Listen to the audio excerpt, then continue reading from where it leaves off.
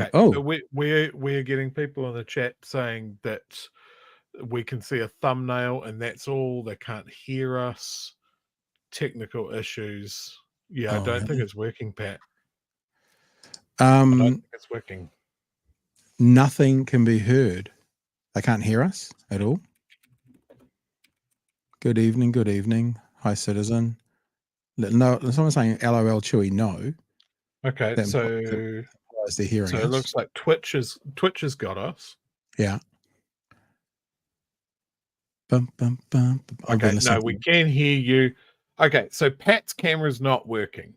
Yeah. You should be able to see me, and you should be able to hear both of us. Cool. Pat is invisible. Yes, that was a known problem. So that's all good. We are live. Yeah. It's all working great. Fantastic. Yeah, I think so. I've just spoken to one of our tech guys, Jason, and he said, try the other camera that Nala normally uses. And I'm not. It's not. Does that mean that you have to get in the dog bed for the shot? I'm fine with that. I can't select any cameras. I'm always on the dog bed, or at least in the dog house. See what we did there? What I'm going to do, Chewy, is you're going to happily talk to people for 2 minutes. Well, I'm actually going to go and unplug that camera. And actually, I can probably do it while I'm talking to you. I just will have no control over everything because I'm going to have to walk around the bench, as you can hear me puffing and stuff and that. I'm around the other side of the bench now. And I'm going to turn my camera off. I'm going to unplug it. So how's everyone's week going? I have been enjoying all of the memes that came out of yesterday's presidential debate. I have very definitely enjoyed Donald Trump saying that he won that debate so hard that he doesn't need to do another one, but also Kamala was cheating the entire time, and that it was odd that she had so many good answers to the questions, and the only logical reason for that is that she must be colluding with the network. I thought that was phenomenal. It's really, really good. This is actually the best I've ever looked. You do know that, don't you? Oh, it's good. It's good. This is Pat's Justin Trudeau cosplay for Halloween. Oh, we said no blackface jokes. No blackface jokes. Can't do that. Because someone will complain and I will get cancelled. Yeah, I'm sorry, guys. I'm not quite sure what's going on here. It's not going to stop the show. It'll just be like you're listening to the radio tonight whilst watching Chewy. Well, that sort of, yeah. It'll be Chewy FM tonight. So I think rather than worry about it, what we'll probably do is just rip into it because people can hear us. And the most important thing. So if you're a part of the audio podcast, yeah. You don't know anything. None of this has changed anything. It's half an audio podcast. It's fine. I'm going to try one more time to go select the camera. Yes, it's just not letting me do it. See, am I doing a little circle with you when I click on that? It's like it's trying. It's trying. No, can't see anything. All right, guys. Look, I could do this for the next 20 minutes, or we could just get into a radio show. It is actually lucky because I'm naked at the moment as well. So that's maybe it's maybe the Lord interceded on our behalf, so no one else actually knows what's going on. Yes. All right. Let's just leave that. I mean, Jason's given me a few ideas. He might text me as we're going through. I might try some stuff, but it doesn't really matter. I know I'm beautiful, but Chewy is the looks and the brains. So as long as we can see him, that's all good. True. So let's rip into it. I know this is a bit strange, people, but let's just take the lens cap off, Pat. Smart asses. Let's just rip into this because we've got a really interesting story today about this government of saving money. They won't use the word austerity, but they are being austere, wanting to cut back, save money, to spend less. We've had a suggestion come out today that perhaps this treaty principles bill, the bill that is supposed to be, according to David Seymour, like almost literally God's gift to bills. It's going to be the best thing that ever happened to this country, even if it fails. There is a suggestion, and an extremely conservative suggestion, that potentially this treaty principles bill is costing $4 million, which of course raises the question of this government of the government that's saying they're going to look after every single one of us. Key, we're not an ATM, we're going to look after every single one of your dollars, that they're choosing to spend $4 million on something that we're being told is not going to go any further than a select committee. So Craig Renney from the CTU is going to join us. You can see and hear him. Hello, Craig. Kia ora. See, look, two is better than 3. So whatever that means. Hey, Craig, there is a story on RNZ today that there is an extremely conservative estimate suggesting $4 million cost to progress the treaty principles bill. A conservative estimate suggests it will cost about $4 million to progress the controversial and doomed treaty principle bill to a second reading at Parliament. You're the person who's done these numbers. Can you please explain to us why it's going to cost so much, where the numbers are from, and then we'll actually play a bit of a response from Mr. Seymour, who responded to RNZ about this conversation. Sure, thanks. So there's a really sort of straightforward thing for this. In order to create a bill, you need a bunch of government departments usually, and a bunch of workers inside those departments to work out what it is the government wants to do, how it wants to do it, what's the legislation you're going to write, are there any fish hooks, are there any sort of loopholes, is there anything to work through? And in order to do that, that takes a bit of time. So what we've done is we've gone week by week through the bill production stages, and that's 31 weeks of work. We've then taken the work of each of the government departments who would be involved, and that's everyone from TPK, Te Puni Kokiri, through to DPMC, Te Arawhiti, Treasury, Ministerial Services, and we've individually costed everyone's time. To get the bill to the stage where it would be presented in the House, that's about $2 million of work. That allows for 5 weeks of drafting time with Parliamentary Council Office. And then it allows for a small amount of time for ministerial consultation, because by convention, you give 2 weeks ministerial consultation for any bill that you're bringing to Cabinet. And then you give 1 week's consultation for Cabinet Committee consultation. All told, that brings you to a bill of $2 million. Then you want first reading in the House. First reading in the House will take you 1 hour, plus tabling time, plus translation, other figures. That plus second reading, which you will get if you take something to select committee, costs you $435,000. Then you have a select committee process. Select committee has 4 members of staff, who are the committee clerk, the deputy clerk, the administrator for the committee, and the independent advisor. You take their wages, and you take the costs of traveling around the country and talking to people about this, and that brings you to a bill of $850,000. Altogether, that brings you to a bill of $4.15 million for the cost of developing a bill, taking it through first reading, taking it through select committee, taking it through second reading, and then for it to be binned, because everybody involved except for ACT has said it's going to be binned already. It is a pointless vanity exercise on behalf of a minister who is wasting money because they're desperate to have something to show that they've delivered. Probably a good time just to play the audio from Mr. Seymour. We've got it's about 2 minutes of video. He was talking to, audio. It's ironic because it's just audio, just like me tonight. There's no video involved with Mr. Seymour. He's following my lead. Talking to one of the producers, not the hosts of Morning Report. And the point that was made, that seems really interesting because there's 2 things that are happening. One is that he is saying it's not really costing anything because these are government workers and they get that money anyway. But then the producer very cleverly says, but hang on. So the government, or we the people, are spending money on those salaries, and you're okay with it being spent on a job which is going nowhere. It could be getting spent on something worthwhile that's going to progress. So that's sort of the conversation, not to spoil it too much. Have a listen. These are fabricated figures from a trade union based on what people working for the government get paid. Not just any trade union, eh, Craig? Not just any trade union. If there was no treaty principles bill, those people would still be working at the government and getting paid the same amount of money. So actually the cost is zero, or alternatively, you could say the cost is another bill that they would have otherwise been working on.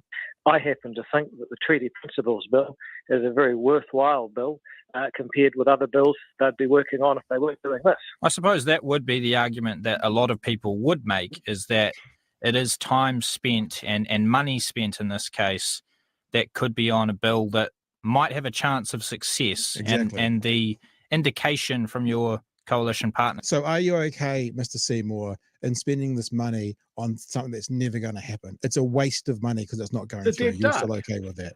You're still okay? Mr. Austerity, Mr. Saving money, Mr. We can't waste any money, Mr. We have to get all this money out of the government departments because of the overspend that those lunatics who were in last time did.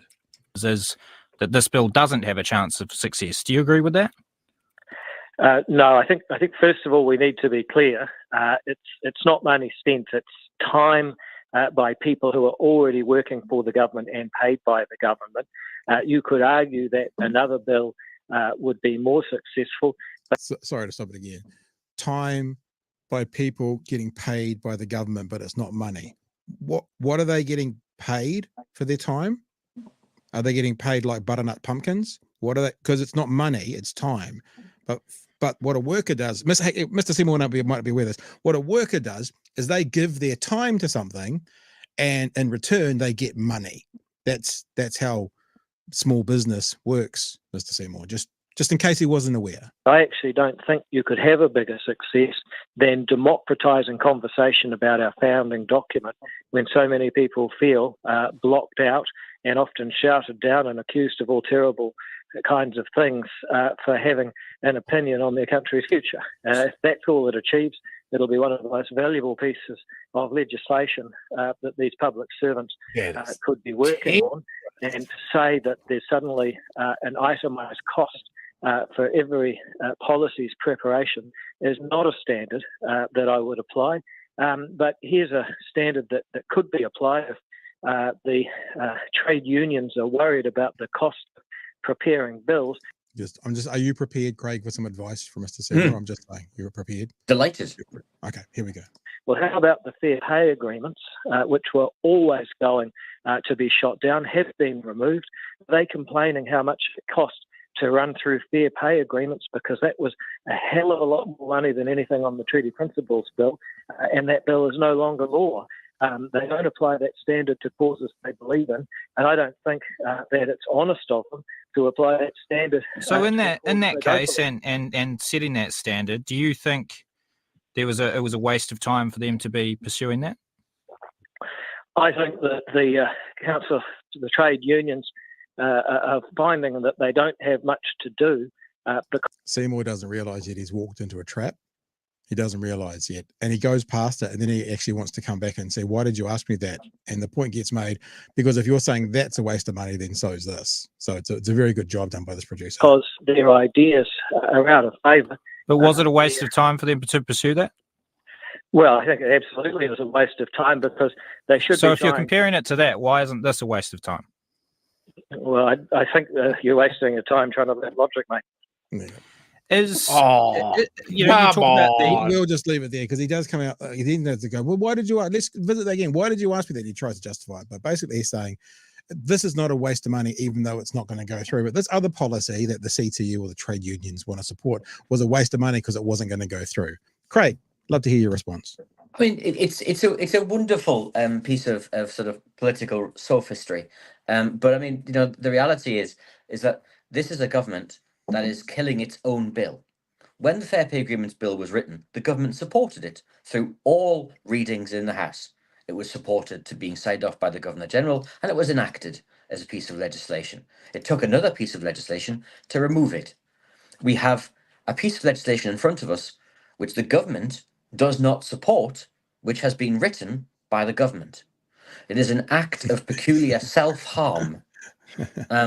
There are very rare... Sorry to interrupt. It almost sounds like we should contact someone, because that form of self-harm, you actually start to get concerned about, about their mental health, because, when a teenager and stuff self-harms, it's a really serious situation, and you get, mental health people involved. So that sounds like that kind of level of self-harm, Craig. Well, it's almost a case of sort of schizophrenia in terms of, because David's talking about, or Mr. Seymour rather, is talking about, this is a bill which the government is working on, which government workers are working on, but which at the same time the government, the parties of government, are telling us will not pass. Yeah. So Yeah. when the Fair Pay Agreements Bill was written, it was designed to support the lives of thousands, if not millions, of low-paid workers across the country. This is a bill designed to appease one person in the House who doesn't have the support of every other party in the House in delivering that bill. And he's wasting $4 million of taxpayers' money at a very minimum in the process. Yeah, let's just focus on that a little for a second, because he's saying it's not a waste of money, and he's basically saying it's disingenuous to throw these numbers around.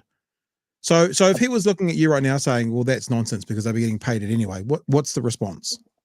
I mean, the response there is, it's difficult when faced with the truth that something's going to cost a lot of money to explain that you've made a terrible blunder, and that you should walk backwards on it. But the reality is we've spent about $2 million of this already. We don't need to spend the other $2 million right now. We could stop this. We could stop it at first reading. Submitters wouldn't be forced to go through the rigmarole of having to write submissions. It would signal to everyone actually how little Parliament thought of this treaty principles bill. Mr. Luxon could do a great job as Prime Minister and show some leadership and say, actually, do you know what? Don't do anything with this. All the government departments can stop work tomorrow and we'll kill this at first reading. We don't need to have a select committee. We don't need to have highly divisive rhetoric right across the country in places up and down New Zealand. Instead, he can show some leadership and do that. What we're going to do is to spend a huge amount of money and have jamboree right around the country on a bill which is going nowhere. It's never going to happen, though, is it? Because if Luxon did anything that involved a spine, Seymour would chuck his toys, and as Bomber's been saying for the last year, there'd be a snap election. And I mean, if that's your worry, then why are you in government? Yeah. Because you've got to show leadership is about leading. It's about demonstrating that you're not going to be held to ransom over and over again. Because if it's not this, then what's next? Because you've got to be able to say, hang on a second, we're a political party. Me and the Prime Minister may disagree on lots of things, but I respect the fact that he may have a political philosophy that he abides by. He's got to demonstrate that political philosophy. Otherwise, he's not a leader. Yeah. No, I'm with you. Chewy, jump in, brother. Yeah, like I wonder if I'm giving Luxon too much credit here to just say that he's not aware of what this is going to stir up. I think you're right. This is an opportunity for him to show some leadership that he so far hasn't, and show that he actually is the Prime Minister rather than just some guy that's trying to manage some rebellious middle managers. But I honestly don't think he sees it. Well, I can tell you from painful personal experience, Chewy, that the Department of Prime Minister and Cabinet and the Treasury will be keeping him exquisitely well informed of how expensive this is, and how likely this is to be divisive, how likely this is to be controversial, how likely this is to stir up further challenges down the line, how this is not buying any goodwill in any treaty settlement anywhere in the future, and how this is likely to bring forward future contemporary Treaty of Waitangi claims, which will then cost the Crown more money. If nothing else, let's put the money to one side for a second. It will cost the Crown manner. It will cost the Crown, integrity, respect, because we're attempting to change the rules of the game halfway through. There is nothing to be gained from this process short of 2 or 3% for Mr. Seymour in the polls, which is the difference between him being re-elected and not. And we've seen Luxon's tactics here is that whatever these guys, whether it's Seymour or Peters stirring up this, that he'll just go, that's a matter for my coalition partner. That's part of the coalition agreement. There's no ownership of the fact that he's the prime minister, that he's the captain, for better or worse. And he's got two lieutenants running around kicking over buckets and doing all sorts of nonsense that he needs to pull into line. I think this mammoth amount of money that they're spending, you know, I've hammered this line a little bit in the last couple of months. This is economic vandalism. They can't say out one side of their mouth, we're about stopping wasteful government spending, when they then go out and do some more wasteful government spending on a dead duck bill that by everyone's admission is not going to go anywhere. But we have to hold this dying thing for 6 months and let it bleed poison out into our national discourse. I mean, if working in government teaches you anything, it teaches you that life is a series of choices. And that there are a whole bunch of choices that are put in front of you by a civil service that's excellent at working out. There you've got A, B, C, or D. Pick one and we'll work out what you want to do with it. We're making a choice to spend $4.1 million minimum, very likely a much larger figure in reality. That's 40 nurses. That's what Wairarapa Hospital is short of right now. That's 1.383 million free school meals. That feeds 7,000 kids for a year. Right? For a piece of paper that's going nowhere. Right? We are cutting disability services around the country. Right? There are people who can't get into hospital. There are people dying in A&E because we don't have enough money in the health service. Right? We are wasting money. It is a choice. And as a consequence, we should think really hard about those people who choose to waste that money on something else. And when we're choosing to waste it on a bill that is dead, simply to demonstrate that your political virility, then get over it. Be an adult. You said something earlier and I wrote it down, Craig, because I think we keep talking about having these little quotes and ideas around how National should run their 2026 campaign. But you said you've made a terrible blunder and you should walk this back. National 2026. I think you could look at that honestly, think about it. Ferries, there's so many things. You've made a terrible blunder and you should walk this back. And that seems to be a bit of a theme as to what we're seeing with this national government at the moment. There's a phrase in golf, isn't there? If you make a mistake, you just shout mulligan and you get another go. Right? Is that the campaign slogan? 2026 mulligan. We get another go. We won't make the same mistakes this time. Right. And but there are there are ferries. There's $500 million to not own 2 ferries. We're spending money to not build schools. We've stopped school rebuild programs. We're spending money on boot camps that cost $500,000 per child. Right? There's a whole bag of things. There's a charter schools program, which is another ACT policy, which is $153 million to part privatize an education system, and for which there is no evidence that it will actually lead to any better outcomes for kids. Yeah, it's maddening. I saw a headline about that just as I was getting ready about charter schools. And what seems to be happening every day, and actually along with this conversation, and forgive me, because of these technical issues, I'm not quite as set up as I would be, but also Māori health experts are coming out talking about this as well. And some of the articles are actually your quotes from the same quotes as their quotes as well. And so there's another open letter, Māori health experts. It's just every single day we've got experts coming out saying, hey guys, this is not gonna go well. But there's something funny, Craig. I can't remember what the story is, true, maybe you can help me, but we looked at a story last week and it was from the previous national government, and without fail in that story it was saying they're ignoring official advice. I'm like, shit, this is just a national thing. This is not a Luxon national thing. This is a national thing. We ignore official advice. National 2026. Yeah.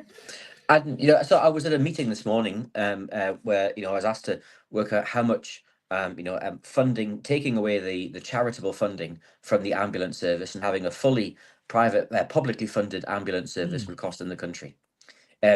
The charitable contributions are around $80 million a year. Yeah. So if you wanted to spend the money, right, to deliver a fully publicly funded ambulance service, it would be about $80 million a year. The excise costs for reducing the excise costs for heated tobacco products is $216 million. Far out. Right, Craig, can I please ask one thing, Craig? Can you please stop fucking putting things into context, because it makes them sound really depressing. Jesus. I mean, it's the job of an economist. I can professionally depress people from 250 paces. It's called the dismal science for a reason. But I mean, there's a real challenge here, right? We're going to spend $4 million on a dog and pony show for an MP to not progress anywhere. I mean, fine, you do that. Let's spend the money. Let's have people do this work. But to then say this is the most valuable use of those public servants' time, to say that's the most valuable use of Parliament's time, that a select committee, 12 MPs going around the country to talk about this issue and to talk about new treaty principles, that's a really valuable and sensible thing to do right now. That seems a stretch too far. That stretches credibility even for Mr. Seymour. Yeah. All right. Hey, Craig, before you go, because we're about to go and talk about Shane Reti outlines the government's ambitious new health targets next, and I'm sure you've had a look over that. It seems that from One News, one of the concerns from some people were that they'll fudge the numbers. Now, obviously, we can't say that's going to happen, but it's a concern from some. Just before we get into that, before we say goodbye, do you got any thoughts around that announcement today? There's real challenges with the targets that have been put forward. Lots of health targets. It doesn't matter actually which political side of the spectrum you come from. They get gamed, and it's actually a function of how honest do you want to be. I come from a country where you had to be able to see a GP inside 48 hours. That was the UK's GP promise. All it meant was you couldn't book a GP more than 48 hours in advance. So it was physically impossible. It was physically impossible to fail the test. Right? So it's actually about the honesty and the integrity behind it. So you set the targets, but actually you look at what are the real outcomes that you're getting, not whether or not the targets are being delivered. Are people getting the services that they need? Are big treatments for cancer, for heart disease, child disorders, are they getting better? Are we actually spending more at the bottom of the cliff in terms of health rather than at the top of the cliff in terms of primary healthcare? If we're doing all those things right, actually the targets are fairly meaningless. What we really need is to actually better understand how to deliver health services and to properly fund them in New Zealand, not concentrate on 5 arbitrary targets, which actually don't tell you a great deal to begin with and will get gamed along the way. Chewy, there's a couple of super chats here. Questions too, Craig. You okay to take a couple of these questions, Craig? Of course. Okay. So James's one first says, can Craig estimate the cost of 6 months of select committee costs in terms of the cost of the pay of the committee members, not just the 4 staff? I can do, but to be fair to the integrity of the calculations, those MPs are already would be delivering a select committee process. So for the majority of those MPs, that is something that they would be doing regardless in terms of their particular piece of work. And to some extent, they're driven by the minister making that decision to put that bill through. So once they've done that, they're automatically on that chain. Right. There are other things that they could be doing, but it wouldn't make a lot of sense to put that in. But I mean, in all seriousness, to run Parliament, just from the staffing, just from the MP costs $64,000 an hour. Wow. So there's and that's the cost of everyone from the Prime Minister down to the lowliest backbench MP in terms of their hourly rate. That's before you put overheads on top. So it would be an enormous figure if you were to work out their full 6-month cost. All right. It's in the ballot also as a question for Craig. Does this same amount of resources that go into a government bill go into a member's bill that goes into the biscuit tin? I would love that is the case. It is not the case. If a member's bill goes into the ballot, there may be a tiny amount of time. Usually what happens is the office of the clerk and the clerks of the House will offer some support for what we call legislative drafting. So a couple of hours here and there. They will often consult lawyers themselves or people who have experience in writing legislation. But absolutely nowhere near, not even in the same postcode as the amount of money and time that goes into the drafting of a government bill. And the reason for that is fairly obvious. Government bills are designed to pass, and so they have to work. They have to make sense. They have to be clean. Private members' bills can be whatever the private member wants, and then they will get scrubbed on the way through to turn into something that actually could be delivered. Hey, Craig, it's been awesome to chat. Should we got anything else before we wrap up? I do have one. It's a whole ass story, but I'm just going to chuck it in really quickly since we're talking about Seymour just taking a bunch of public money and setting it on fire. I saw this today. His Ministry of Regulation is spending almost $500,000 on contractors, and costs more than that's a misprint. Department. It's a misprint because they're not going to use contractors because that's what Labor did, and Labor bad. So it must be a misprint. That's a good point. His department was set up 6 months ago, replacing the Productivity Commission. It spent their money on contractors. It's more expensive than the Productivity Commission that it replaced. Yes, that he described as a waste of taxpayers' money. Like, at what point do you just scream into a pillow? Is it now? Is it now? The trade union movement has a phrase: anger, hope, action. So you can scream into the pillow and be angry about it, but actually you've got to use it to try and deliver change, to try and actually get something good to come out of this, right? And for us, this is all of these things are just grist to the mill. Every time they stand up and say you've got to save money, well, what about this on the bill? Why are you not saving money over here? Why is this now an issue?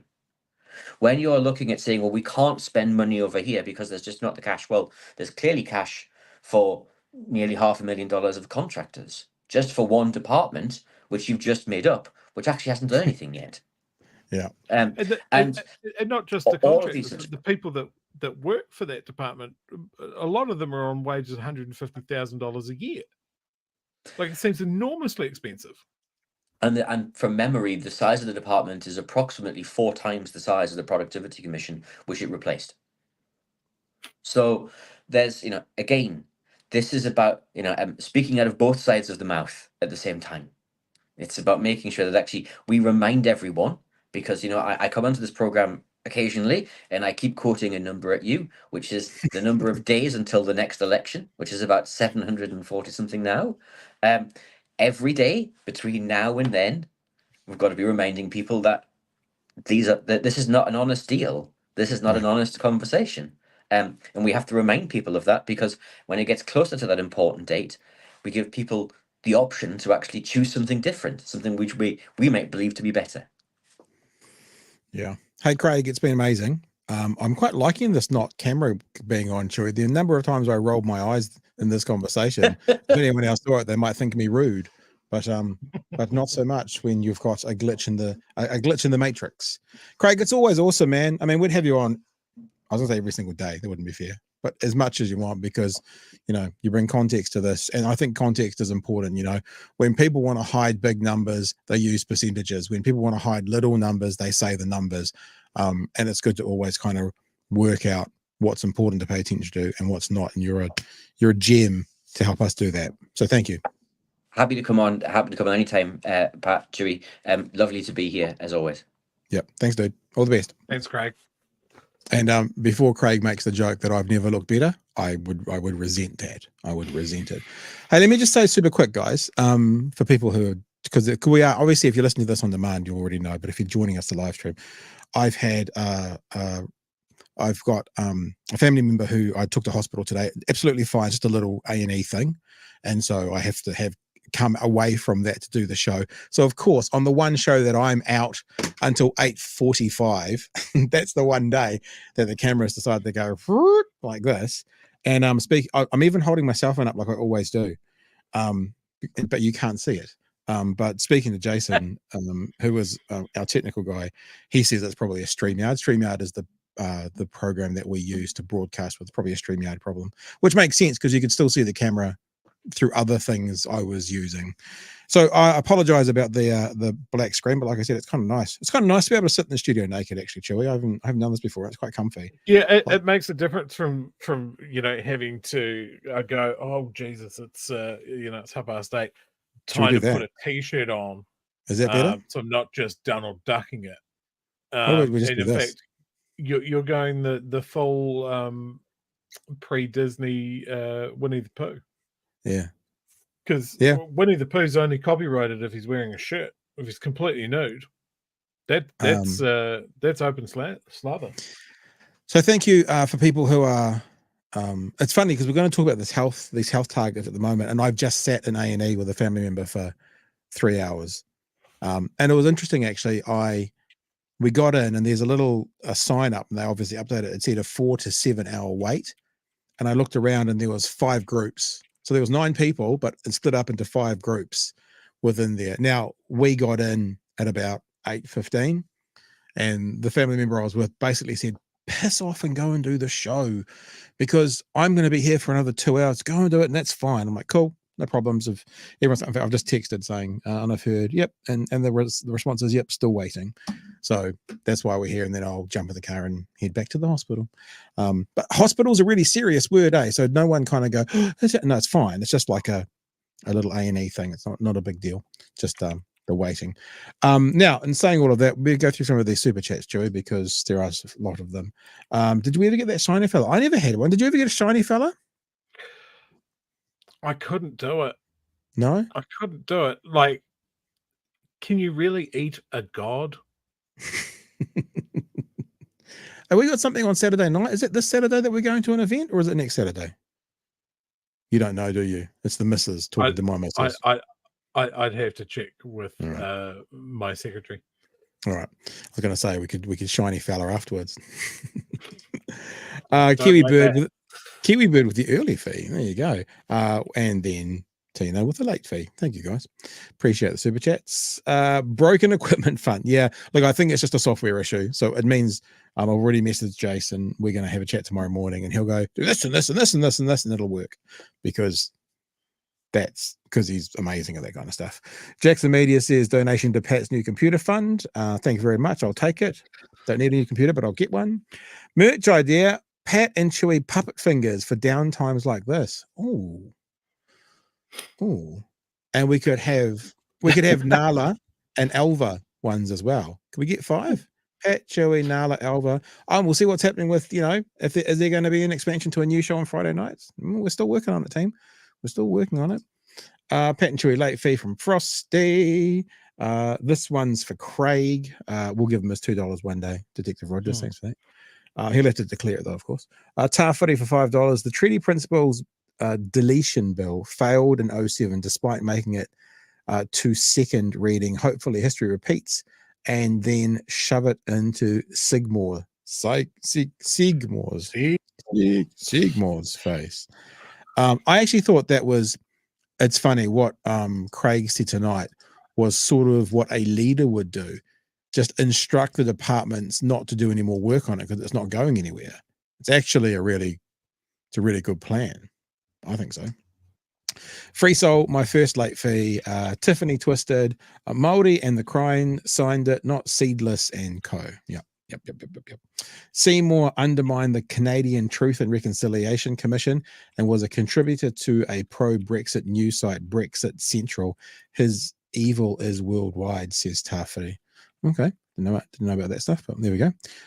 Anna, just a little bit late. Kiwi Bird, loving the new look. Yes, I knew you got some cheeky bastards on the way through. Never look better, Pat. Pat, have you got a tan? Have you been in the sun, Pat? I can do better jokes than you guys, about myself at least anyway. There is one there you've started as well from Ika. Should we have a look what Ika say? But what will the Atlas bosses think if he drops the bill? They'll be so disappointed. Yeah, there we go.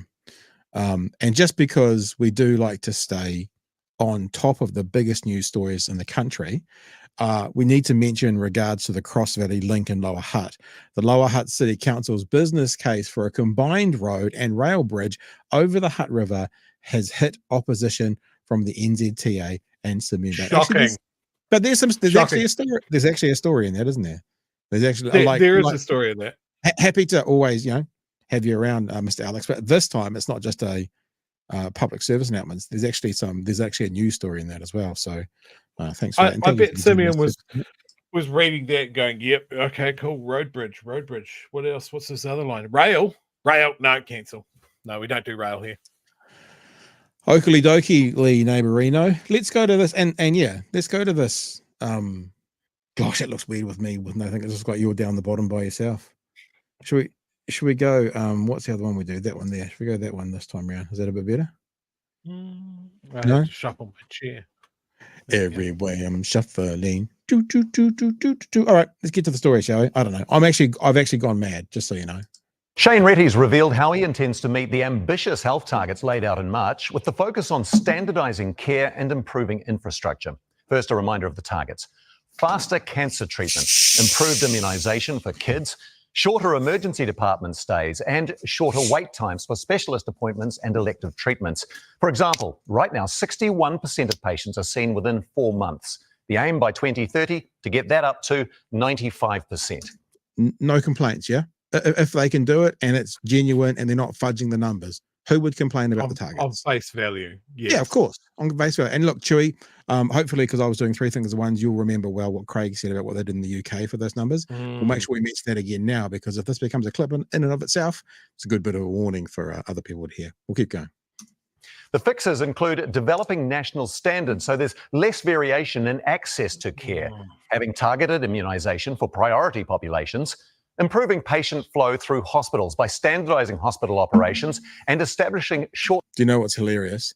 They talk about targeted immunisation for vulnerable people, for targeted communities. They'll never say for Māori, even though the ones that will be targeted will be Māori, because they're the people who are at the bottom of the health stats outputs. So they're going to use what they think is more generic-y terms, vulnerable people, people who need it, yada, yada, and it'll be for Māori. But if they said for Māori, of course, then they'd be hypocritical. But that's what it'll end up being, because those are that is the people group that need them most of all, that fall away most of all. But they'll never say that all they're doing, ever. No, ever.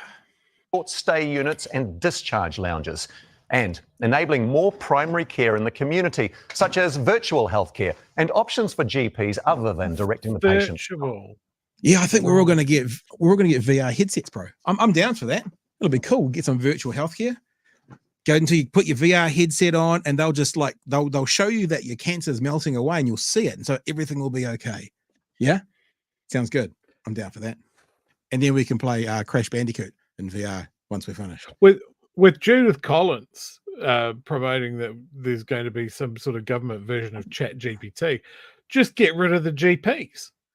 You just jump on a Zoom call with an AI, and it'll either work out that you've got super AIDS, or it'll go, no, you're fine, go back to work. Who cares? Who cares? He just said super AIDS. Yeah, super AIDS. It doesn't exist. Weird. It doesn't exist. But an AI might think it exists if I mention it enough. Right. It'll come up with super AIDS. All right, back to the Silver Fox. Oh, better push play, I guess. The hospital. Kushla Norman has more. I've never been in that much pain in all my life. For Lindley, it was acute. Yeah, look, let's just say again before the starts, I mean, if these can happen and they're genuine and they're not fudging anything, man, I'm for it. People always talk about when our partisanness, and we are, like, we're honest about it, but I would support the government reaching these targets. Would they be accurate, truthful, and not fudged? I mean, because it would mean people seeing their doctors, their GPs, their emergencies sooner. However, as I've said a dozen times before, I don't trust these guys. And I get the sense that there could be a bit of tomfudgery going on for them to actually make these happen. But as Chewy said before, top line, awesome. Let's do it. Yeah. Appendicitis. It's covered in blood and dirt and like literally holding my chin in place. For Hulan, it was a bike accident. It's heartbreaking when you see your mother in so much pain.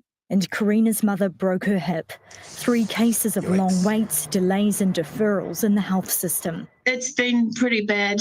I honestly thought the health system would just let me die. It became 3 hours and then 5 hours. And then literally at 10 p.m, so after 10 hours, I was just like, this is crazy. It feels like you're waiting in a queue at the airport when there's 30 international flights ready to go out the gate. The health minister's confident his targets can make the system run better. These are ambitious targets, and what I've said before is that a number of these targets were hard for the previous government. They're going to be hard for me too. Today, details for how the targets will be met, including growing the workforce and hospital beds. Yeah, see, this is where they start to lose me a bit, because we already don't have enough nurses, we already don't have enough doctors, we already don't have enough beds, and they're cutting and chopping and slicing budgets. So how do they grow something, i.e. number of people working, whilst cutting budgets for the number of people working? So that's why I say top line, great, let's do it. Now show us your workings. Feeling more difficult to do this. They've just scared the shit. Like this year, they've just scared the shit out of anybody that's thinking of nursing as a career. Yeah, 100%. Yeah, even offering jobs and then recanting those offers. And often, yes, staffing issues are a big part of the wait lists in emergency departments and that sort of thing.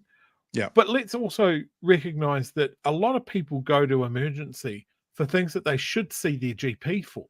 Mm-hmm. Now, I don't know what it's like for the rest of the chat around New Zealand for getting a GP appointment, but my GP's wait list is 2 weeks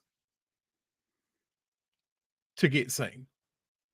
So if you're in pain, you've got a choice there of an after hours doctor that can see you quicker, but do you have the money for that in a student town, or do you go to A&E? Yeah.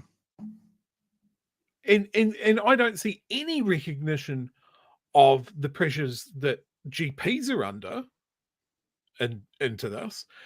And then I can also see a shortcut of we'll just farm off more to the private providers to so those guys are going to be making more money out of the government as well. This why are we so hard on this government? I would say it's because of their words and actions. It's the main reason. Historically, like you said, Pat, we don't trust them.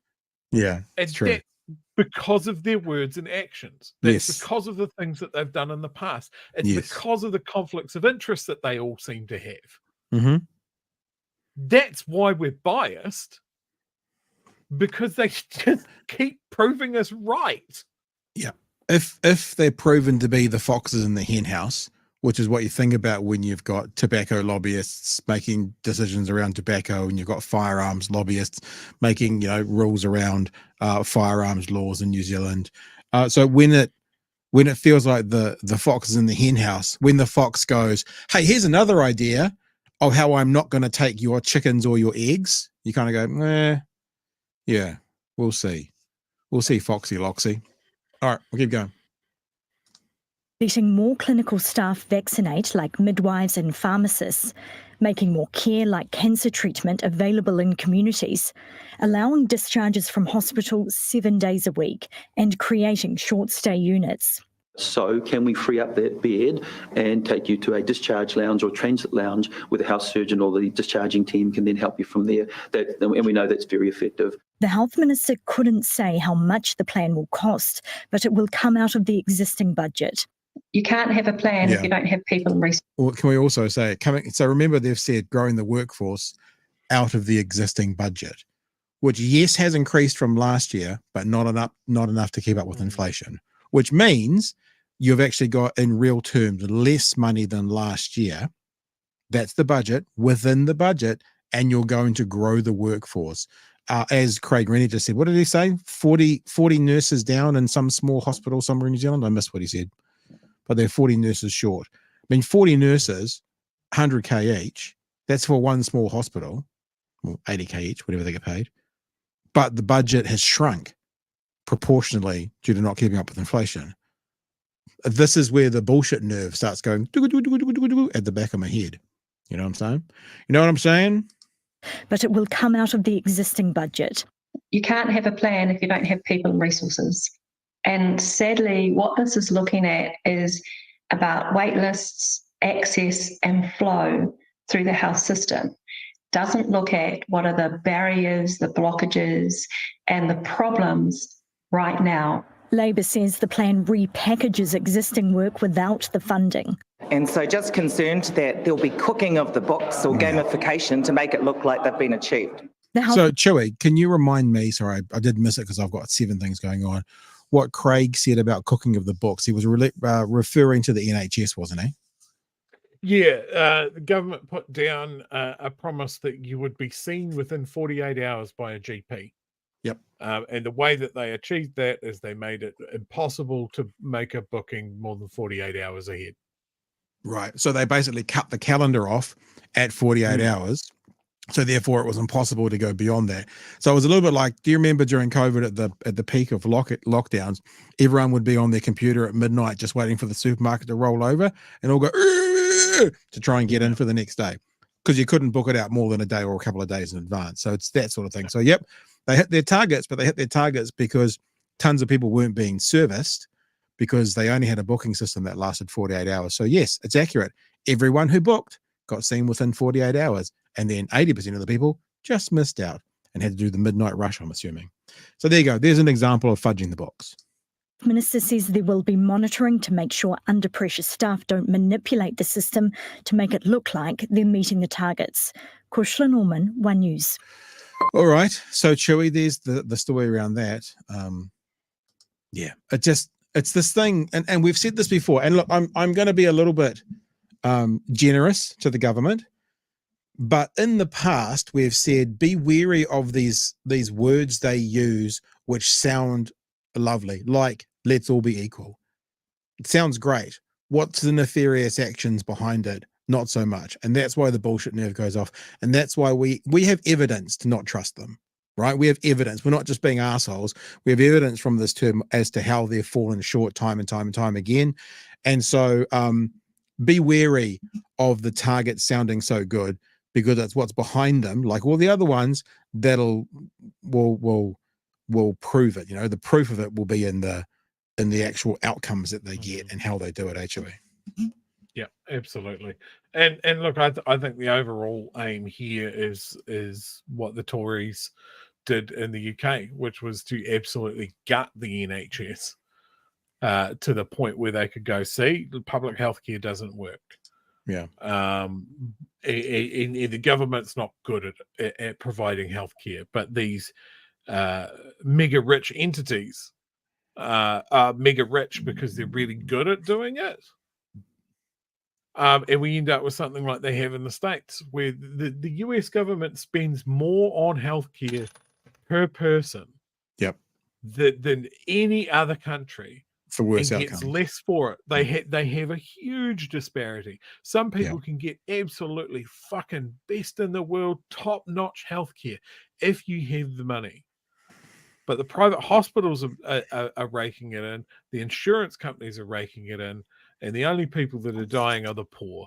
So the system works. Well, that's the perfect way the Americans The Americans say we have the best medical system in the world, best doctors, best surgeons in the world, and they pretty much can make that claim. I mean, I know that when athletes, like I think it was Dame Valerie Adams, when she got injured, she went to Switzerland. So it's not every best surgeon in the world, but I think it's a pretty fair claim across the board. They have the best quality healthcare in the world, but what they always leave out from that situation is if you can afford it.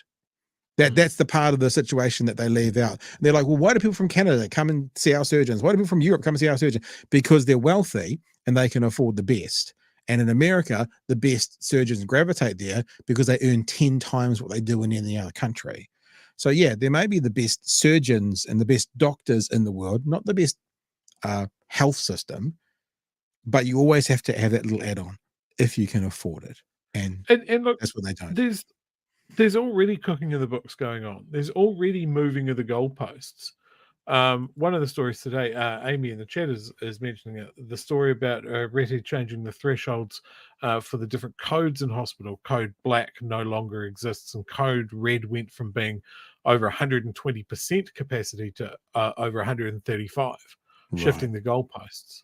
Yeah, that's exactly what it is. Yeah. So the code blacks are really, they're well down under our government. We're doing good. No, you just fucking deleted it. Yeah. Yeah. And that's a really good point. I mean, I'm under code black at the moment with my camera, but you're right. They'll be able to say, there was 1,000 code blacks a year under Labor. Look, we've had none. Do code blacks still exist? No. Okay. It's like we talked last night about Trump, and we're going to go into a bit of a review of Trump now from One News tonight, which is pretty good actually. We're talking last night about Trump, how if you're gonna blame COVID for the negative stats, you can't then ignore COVID for the good stats. You can't blame COVID for unemployment going through the roof, and then ignore COVID for having the lowest petrol prices in forever because no one was driving. It's all or nothing. Same sort of thing. A couple of super chats first, though. Kiwi Skirt says, I had to show you what Tawhiri called you. It's perfect. Chat and Chewy. Chat and Chewy. Yeah. Nice. Dr. Death has written from his crypt. God help us all, says Brian. Thank you for the super chat. And Jackson Media, thank you for the super chat. How many specialist referrals are going to be rejected? Also, without more resources and funding, those targets aren't going to be met. Well, this is the thing, I guess, and this is the bullshit nerve. They either won't be met, Jackson, or, as Chewy has just said, they will, the parameters will change around what is successful, And like we've already heard, it might have even been Hooten on the working group a few weeks ago, going, you mark my words, they're going to start counting gang members differently. They'll start counting them differently, and then they'll claim a drop in gang numbers. So this is what they do. So they'll either not make it, or they'll make it because they've changed the model, they've changed the way they count, sort of thing. Anything else, True, before we just jump into this last story? It's not a long one. No, let's roll on. Let's do this, shall we, team? This is TVNZ did a bit of a recap of last night's, and it's quite good because we had our initial state. And look, remember last night I said I don't think this will shift the needle. I'm already starting to think I could be wrong. Some really interesting numbers. I think it was they said 1 in 4 Trump voters would reconsider where their vote was going to go after last night's debate. So, I'm happy to make a call if we see the results change, because I didn't think there was that knockout blow. There was obviously she won so easily to see, and he looked like a goose the whole way through, and he lost his cool, and it was a terrible moment for him. But there wasn't that massive knockout. Remember with Hillary Clinton when she was talking about something and Trump just went, because if I was president, you'd be locked up. There's been lines and moments that have really, and that's all that's remembered. It's like Sarah Palin. All that's remembered about her is I can see Russia from my balcony. It's these moments, and I just felt in this kind of 15-second media world we're in at the moment that there wasn't one of those moments last night to shift it. But we'll see. So let's have a look at One News's coverage. It's a good little wrap up, and let us know what's going on. Here we go. Reports. Just hours after meeting on the debate stage, Kamala Harris and Donald Trump were together again. This time in New York for the annual 9/11 memorial at the site of the Twin Towers. Joe Biden between them, an unexpected scene. 23 years since the worst terror attack in US history. 23 years, man. 23 years. Where were you? Do you remember? Oh, I remember very clearly because I was in my first year of working for RadioWorks. Yeah. So I was very much struggling to write inane radio ads for car yards while people took swan dives out of buildings. And I remember the great debate about dumping More FM, I think at that time's programming, to just do news ourselves for the whole hour rather than birthday calls and sponsored. You know, it was a great big old debate. I do want to mention something. I saw some footage of this from, I think it was CNN. Yeah. But they caught something being shouted at Trump by a member of the public. A woman going, "I have been coming here for 20 years and I have never seen you. Where the fuck have you been?" Interesting. So this is nothing but a photo op for him. Yeah. It's all performative. Yeah. No, 100%. Just to follow on from that question I asked you, I was in my first job working for RadioWorks. My first job was a mid-dawn show on More FM Auckland only. And so I was on air when the planes hit at More FM. And I was getting all these phone calls and I was having to go, what the crap did I do? And the breakfast show we had there were Jeremy Corbett and Kim and Corbett, and Paul Ego was a part of it. And I normally, because Corbett lived 2 minutes down the road. And so if I hadn't seen him by 6 o'clock, which is when he was supposed to be there, I would have to call him because he would then get out of bed and come in and be there by 3 minutes past 6. But Kim Adamson, who was sort of the anchor, I used to call every morning at 5 a.m. I'd be his wake up call to come into work. And I called him at 4 on that morning and got him in and called Jeremy in. And then I stayed on and worked with Paul Ego cutting up audio clips for the whole show in the morning. So that was my foray into radio on air when the Twin Towers were hit, by myself in a studio, trying to figure out what the hell do I do as a 20-something-year-old with this news story. Should I have called them earlier or whatever? So yeah, I remember too. It was a big time. Anyway, we should get going with the story because this is about the debate primarily. Meanwhile, the fallout from last night's debate continues at pace, perhaps most passionately in Ohio, after Trump's false and calamitous claim about migrants there. In Springfield, they're eating the dogs, the people that came in. They're eating the dogs. They're eating the pets of the people that live there. And this is what's happening in our country. It is disappointing that some of the narrative surrounding our city has been skewed by misinformation circulating on social media and further amplified by political rhetoric in the current highly charged presidential election cycle.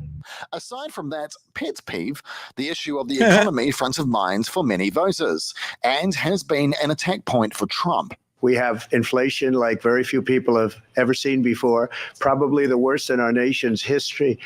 This is the thing. Why? But why? And the reason there's that inflation like here was because of the governments through COVID and what they did. So yes, you have to, if you're gonna take the low petrol prices because of COVID, you have to own the responsibility of flooding the market with cash during COVID that drove to the inflation under the next term. So that's what I'm saying. It's a perfect example. And the problem is he's right to say it happened under them. Something I thought today actually, Chill, you know how they're talking about we didn't get into a war? Like no wars under Trump. I was wondering why hasn't Kamala been saying, well, no pandemics under us? So I guess if we're responsible for wars and you are not because one didn't happen, then you're responsible for the pandemic because none have happened under us. So I guess that means you own it, buddy. he's technically right that he didn't start a war, but he did do airstrikes on Syria. Completely ineffective airstrikes. So I mean, he loved having that power while he had it. It's a terrible idea. And I guess you could say if war is about, death, to be a bit depressing, how many Americans died because of how he handled COVID in particular? Yep. So it's I mean, this adage is out the window at this point, but there used to be the adage that Americans would never vote out a president in the middle of a war. And it's just the fact that the Americans have been consistently at war since 9/11 that has blown that out of the water. But I mean, if Trump was in power, I wouldn't put it past him to start some ruckus so he could fit into that narrative that you don't vote out a president during a military action. Although obviously he can only do one term, no matter what, because 2 terms is all they got, which is a stupid rule. Well, is that correct? I was always under the belief that it was 2 consecutive terms. No, there's been other presidents. Because one of the lovely pub quiz questions is always how many presidents have there been, and they're looking at, I think he's 47. They call him 47, and so people go 47, and then there's actually been 46 because one person before has had a split, one then lost, then one again. So that I can't remember who it is. So so he can only do 1 term. All right, we'll keep going. Before, probably the worst in our nation's history. Unfortunately for Donald Trump, the numbers, though, don't add up. While prices for things like food and gas in this country remain high, overall, inflation is at a 3-year low, which means the financial pressures which many families here currently face could soon begin to ease.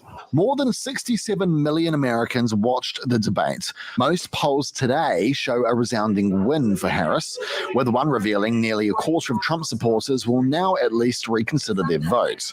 When you're debating with Trump, some of the main issues get overshadowed, and I feel like that's a strategy that he has with over talking and saying bizarre things like eating animals. I don't see an excitement in either candidate. People who are supporting Kamala Harris and Joe Biden don't know what's going on in the world or in this country. Donald Trump today lukewarm about the idea of round 2. When you win, you don't really necessarily have to do it a second. So he's suggesting that Kamala shouldn't do a second one. I probably won't show you, but if people are interested, go and have a look at Piers Morgan's conversation today. Tommy Lahren, that right-wing lunatic, Trump says Trump lost. Another guy from Ben Shapiro's network, Trump lost. So basically people who are honest are all saying Trump lost, be they right or left. Sycophants and sadists are trying to, which is what Trump is, trying to suggest that Trump won. But if any honest commentator, either from the right or only from the right, because the left are going to say it, aren't they, knows that he lost. So it's fascinating that he's still saying it when all the people he's listening to, who are actual journalists and honest commentators, are all saying he lost. So he needs another one. I hope they have a fucking ruckus, man. I hope the next one is an audience, 50-50, open mics, and just going for it. I hope. I'd love to see it. It would be a great watch. He needs it because he lost, so he actually needs a debate more than she does now. All right.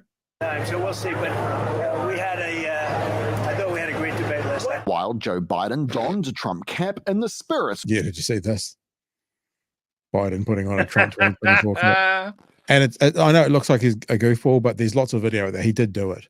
He put it on. He's talking to a bunch of old boys, and the guy he's talking to him calls him an old man, and good on you, old man, and tells him to put his cap on. He's got a cap on underneath. That's why it's sitting up so high. It's not photoshopped.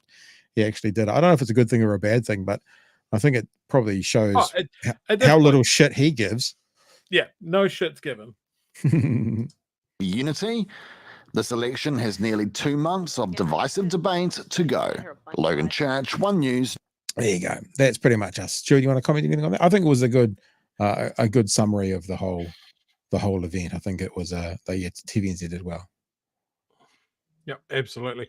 Look, there was a couple of things I don't know if you can go back to this the start of that with her handshake with Trump at the 9/11 thing.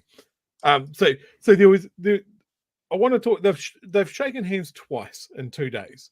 Yep. At the debate, she came to the middle of the stage. He wasn't, so she went to him. And I wanted to say this last night. There's a particular thing that Trump tends to do with handshakes. Yep. To assert dominance, right? Is he'll violently pull that person's hand towards them and take them off balance. Yep. There's heaps of footage of him doing that. He doesn't do that on the debate stage. I think he was completely taken by surprise from that fucking moment. Well, there was no handshake with Joe Biden, so he probably wasn't looking for it. Let's just pause for a sec. As I look at this photo, look at fucking JD Vance's tie. What a little bootlicking asswipe, man. He's dressing like Trump. I mean, he is absolutely... Look, I mean, actually, if you look at it, he's got the ribbon, same place, same long, ridiculous tie. He's dressing like Trump. It's cosplay. Yeah, it's cosplay. So the second handshake, if we can see that here, he does try it. And do you think he tries to pull it? Okay, I haven't got the sound on, so I can say it. So here it comes. So here we go. Here comes the handshake, and then she yanks. Oh yeah, I could see the little pull towards. And then Kamala pulls back. So she was ready for it as well. I just think it's one of many things about Trump that I find insanely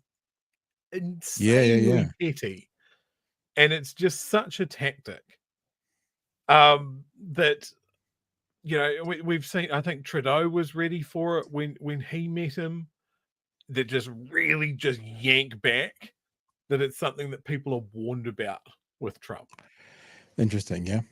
All right, guys. I've got places to be in Central Dunedin, so we're gonna wrap it up now. Thank you for the super chat, Jeremy. I think Pat and Chewy and their show are awesome. We are awesome. I think Jeremy's just signed up to be a patron as well. Did I see that come in? Yeah. Thank you, Jeremy. Thank you for signing up, and thank you for the super chat. Oh yes, Jeremy was asking in the chat what the best way to support us was. So I mentioned that. You can do little super chats if you're able. I reckon tattoos. I reckon tattoos is the best way to support us. BHN tattoos. Oh, we should do a competition. We should do a BHN tattoo competition. Would that be too immoral? We're going to give someone's tattoo for life. I don't know, man. I was just about to do a really good fundraising segue, and you've wrecked it. The other thing I was going to say, if you're in a position to do so, Patreon is a great way to support us. Support us consistently every month. We do the Patreon calls where at least one of us will turn up and talk to you on a Saturday. You've been very good the last few months, love. You've been very good. I am a good boy. Good boy. And then before we go, I just wanted to play one last thing, since we were talking about American healthcare earlier. I found this little clip the other day on YouTube, and this might take a little bit of fancy footwork for me to get. Just can I ask you a question before you play it? There's no music that's going to get us kicked off or anything, because the last time we did this, we got booted. No, all right, no music. There's no music. All right, love. All right, love. So let's see if I can. I find I was going to show you this. Do you see this right here where it says $94,605.75? That was the bill. That was the bill, chat. But then guess what happened? My insurance only paid $17,982. I was like, oh, God, there's $76,000 left over. I'm going to die, right? No, here's the way that it works in America. $94,000 is the actual bill. The insurance says, nah, we're only going to pay 18 grand of this. And then the rest of this, the hospital marks off on their taxes as a loss. Oh, and nobody pays it. My bill was $130. Welcome to insurance in America. Yeah, gosh. So, good grief. Here you go. The system works. It's a great system. We should definitely do that here. All right. So I was saying thank you to Jeremy there, and then there's also free. So I was working. Oh, this is when the chaos happened. I was working at RNZ. By the time I got to work, it was chaos. Trump later boasted that now he had the tallest building in New York. So, well, of course he did. Of course he did. Yep. And we've heard you, Mr. Arvids. I think we will try and do that. The problem is I do have something on every single Saturday in the afternoon, but I think it's fair. I think it's fair that we make it in different times for different people to be made available. Because so, I enjoy my sleeping. 11 o'clock, 11 in the morning. That's still too early. No, you were out walking the bloody dog at the beach. You were out with the dog at the beach last time. Don't give me that crap. Last time, yeah. That's because Claire was out of town. Yeah. What? So you only sleep in when Claire? Okay. Actually, don't want to have that conversation. We're going to leave it right there. Leave it right alone. All right, team. It's been a very strange little show. And again, I apologize about the technical hiccups. There is something kind of cool about not being on camera. I am sitting in a very much more relaxed way. I don't have to be in front of the camera. So I'm sitting on my, like, leaning back, and it feels a bit like radio. That means he's been eating a tin of cold spaghetti, and it's all through his beard. That's what he means by that. 100%. I just feel the pressure to look so good every night. It's nice just not to be judged for one night. All right, guys. Hey, thank you for being with us tonight. Thank you for being a part of what we do. And as Chewy was saying, patrons, love you to bits. Thank you for that as well. But also remember, there's lots of ways you can support us. You can support us just by coming and watching the live stream, or by watching on demand, also sharing the clips, telling people about us. It's really, really gratifying when we try and set up interviews and stuff, and we often hear back from people, oh yeah, I know you guys. My friend Tom put me on to you, such and such, and so it's lovely. It's a really easy and good way to support us that costs you nothing except your time, which I guess we could be paying for, like in government. Or Patreon, anything like that. Anything else to wrap up, Joey? No, that's it. Have a good weekend. All right, team. Pet some dogs. It's weekend time. It is weekend time.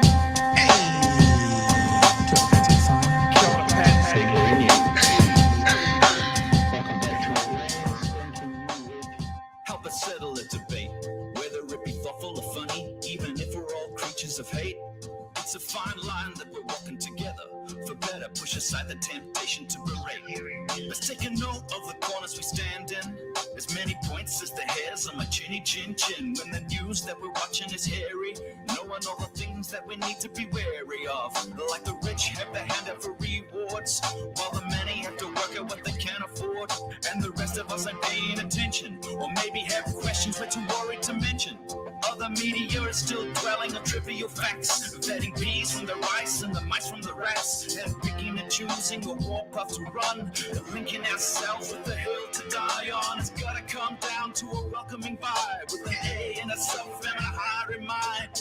All heavily, neither this way or that, and will be analyzed by both Chewy and Pat. With the evil in the world trying to mess with your head, and you're sitting on the couch, you're thinking chivalry's dead. Each night, two nights, they're gonna sing you to bed. It's Big Hairy News. Thanks, team. Also want to make a special mention to someone who just followed us on Twitch. I think about 3 people follow us on Twitch, but the reason I have to mention them, Chewy, because their name is A Big Ginger. How much better could that person fill in with this co-popper? That they're a big ginger. People. They're our people. All right, guys. Thanks for being with us tonight. Huge thanks to Craig for coming and joining us. Looking forward to having a chat with Jason tomorrow about how to fix this stupid system that buckled on us tonight. Be safe over the weekend, everybody. Want to see you back here on Monday night from 9 p.m. for another live edition. We love you to bits. You're our community. We want to be here for you, and we will see you Monday night. That's for me, Chewy. And that's it for me. All right, team. All the best. See you Monday. Hooroo. Yes, fam.